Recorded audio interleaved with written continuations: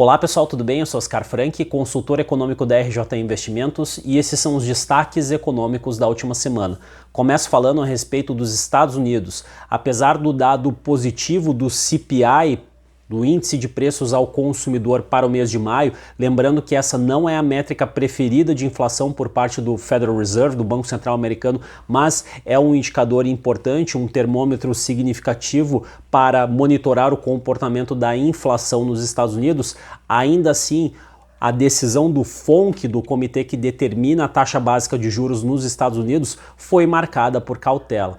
Então, o comitê manteve a taxa básica de juros, as Fed Funds, algo semelhante com o que nós temos aqui no Brasil com relação à taxa Selic, manteve a taxa básica de juros entre 5,25% e 5,50% ao ano. E o principal destaque foi a atualização dos prognósticos para diversas variáveis econômicas relevantes e importantes, elaboradas pelos próprios membros que apresentam poder de voto a respeito da política monetária americana. E o que ficou bastante claro, bastante evidente, é de que a inflação esperada para o futuro é maior, de modo que a convergência da inflação para a meta de 2% agora só deve acontecer no ano de 2026. E como resultado, a trajetória esperada para as Fed Funds, para a taxa básica de juros, acabou subindo. Se nós realizarmos o exercício de compararmos com o penúltimo prognóstico, com as penúltimas projeções que foram executadas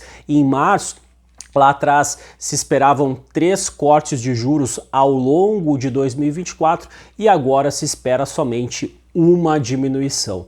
Então, o tom que foi adotado por parte do comitê e também que ficou bastante claro, bastante explícito na coletiva de imprensa do Jerome Powell, presidente do Federal Reserve, é de uma abordagem que será utilizada com relação ao futuro dependente dos dados, ou seja, são as estatísticas com relação à atividade econômica, com relação aos preços, que vão determinar o futuro da política monetária americana. Então, eventualmente, se nós tivermos sinais positivos com relação à inflação e também à produção e também ao mercado de trabalho, no sentido de uma maior desaceleração da inflação e de um desaquecimento da atividade econômica, quem sabe o primeiro corte de juros pode acontecer ainda no mês de setembro, no final do terceiro trimestre. Agora, se as notícias forem ruins desse ponto de vista, é possível que nós tenhamos ou um corte de juros somente em dezembro, ou se eventualmente nós tivermos um afastamento, um distanciamento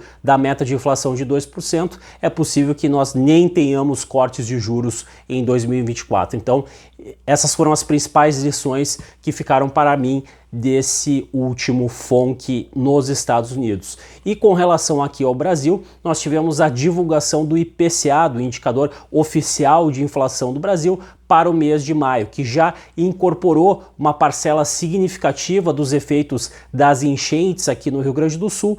Tanto o índice cheio acabou vindo acima das expectativas do mercado, como também as aberturas qualitativas, incluindo também os chamados serviços subjacentes ou o núcleo dos serviços, que são aqueles preços do segmento terciário, excluindo aqueles componentes tipicamente voláteis, como as passagens aéreas. Então esse é um dado que foi negativo e que vem num momento especialmente delicado com relação à economia brasileira. E, no meu entendimento, reforça então o cenário de que o ciclo de queda da taxa básica de juros, da taxa Selic aqui no Brasil, iniciado lá em agosto do ano passado, de fato chegou ao fim e que deve ser confirmado por parte do Copom, do Comitê de Política Monetária, na decisão ao longo dessa semana.